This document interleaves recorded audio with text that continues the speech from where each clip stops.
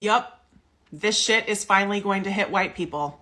And I want to be super clear that when I make videos like the one I did about Vivek Ramaswamy's tweet, I know I do not need to speak to Black America. Y'all got this shit figured out.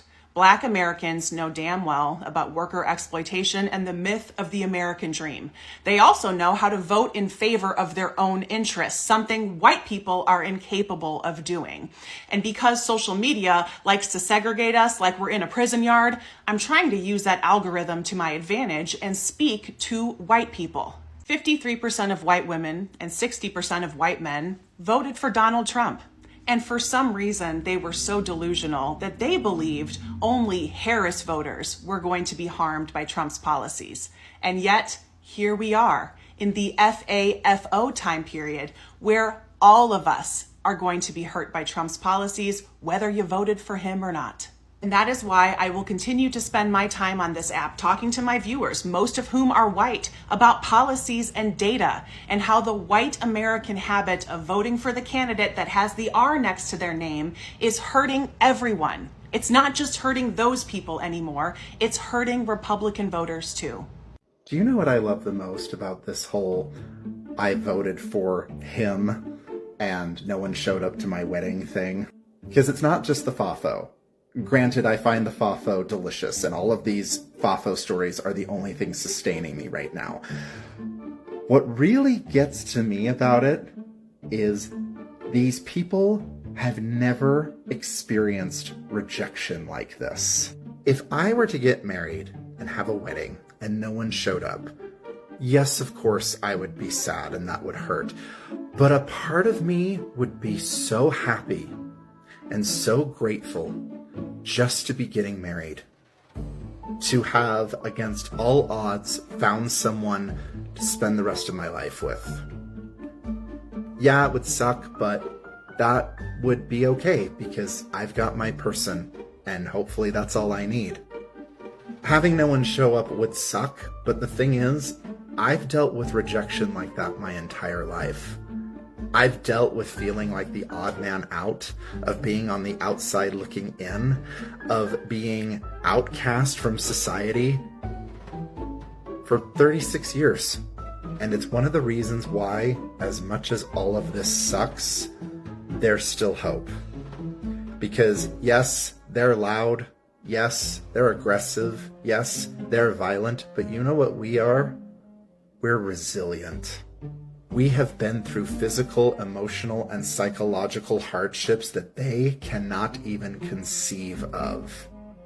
And that makes us stronger than they will ever be.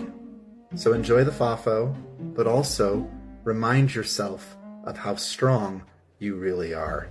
Hey everyone, welcome back to the channel. Today, we are diving into a heated topic, how Trump's policy and decisions have hurt some of his own voters, and the emotional toll this election is taking on relationships.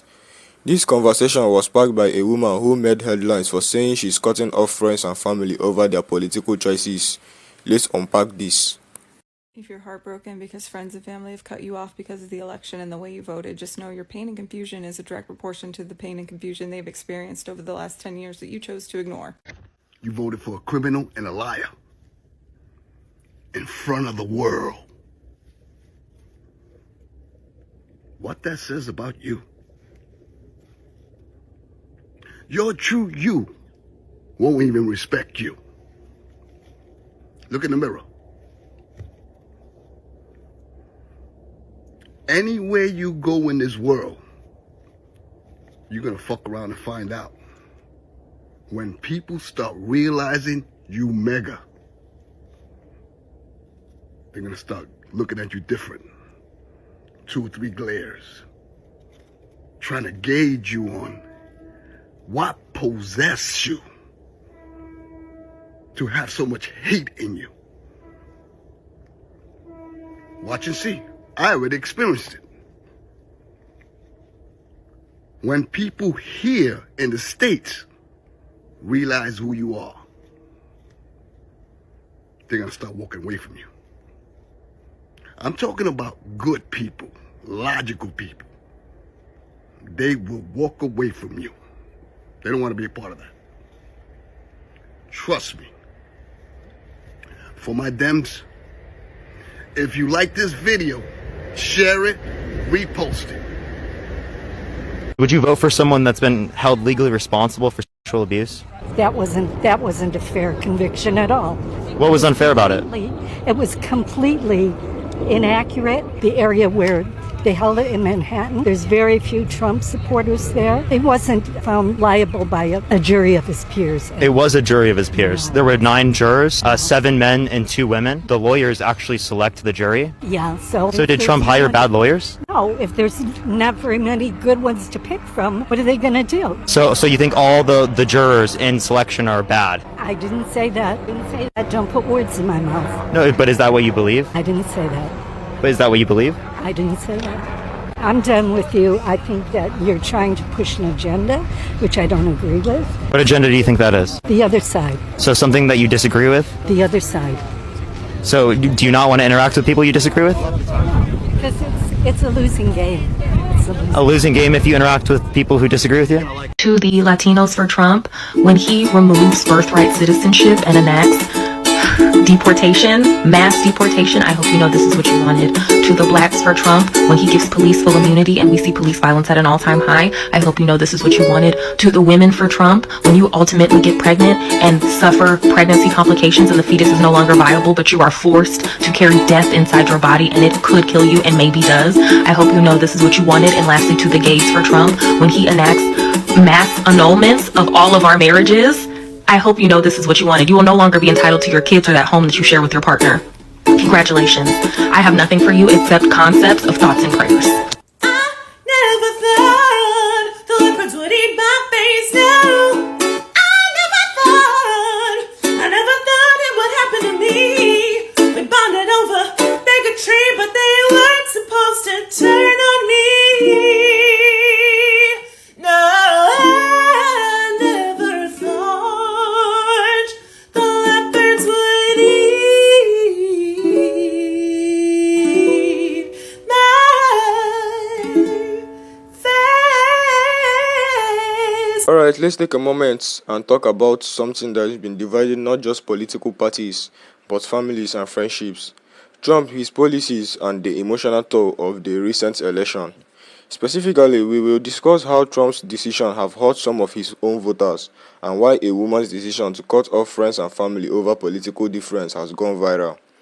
This is more than just a political discussion. It's a conversation about trust, identity, and the very fabric of American society. So let's take a deep dive into how we got here, the personal and political implications, and whether there is any hope for healing these divides. To start, let's look at the policy. Trump ran on a platform of economic nationalism, promising to protect American jobs, reduce taxes, and put America first. For many in rural areas, small towns, and the working class, this message resonated deeply. But when we dig deeper, we see a more complex picture.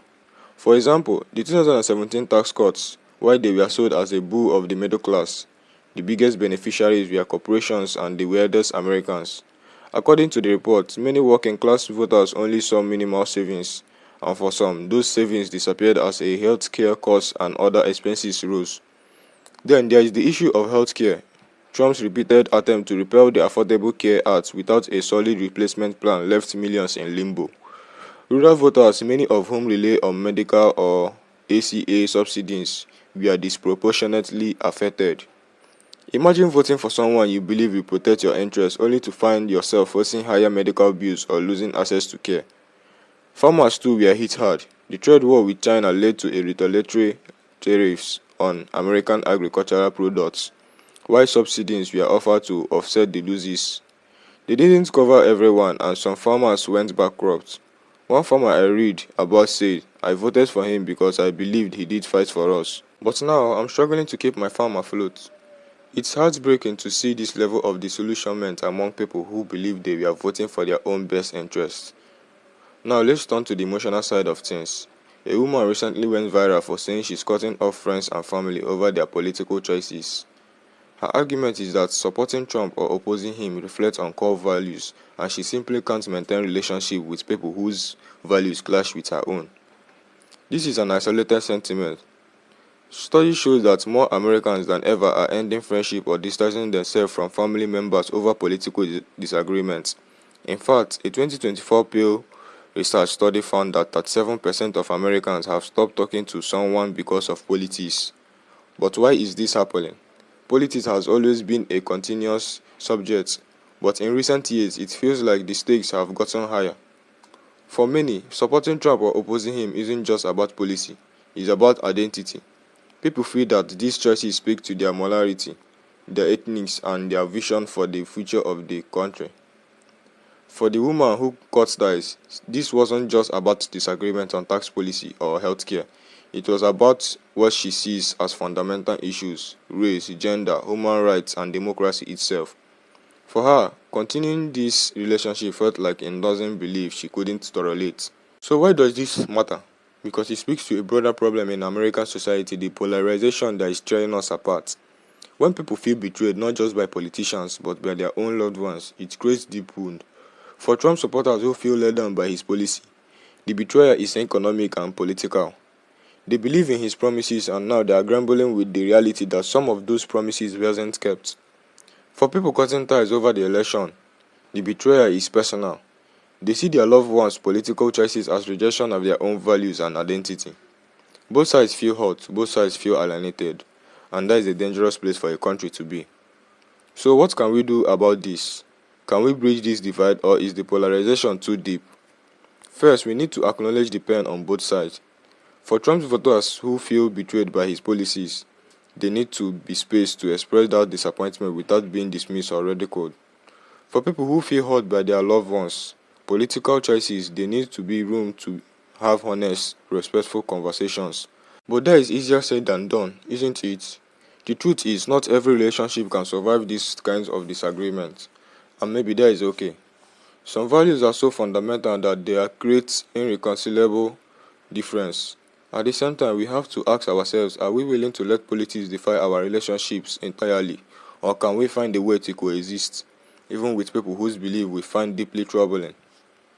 In conclusion, this election has showed us just how divided we are as a nation. Trump's policy have hurt some of his most loyal supporters, leaving them to question their faith in his leadership.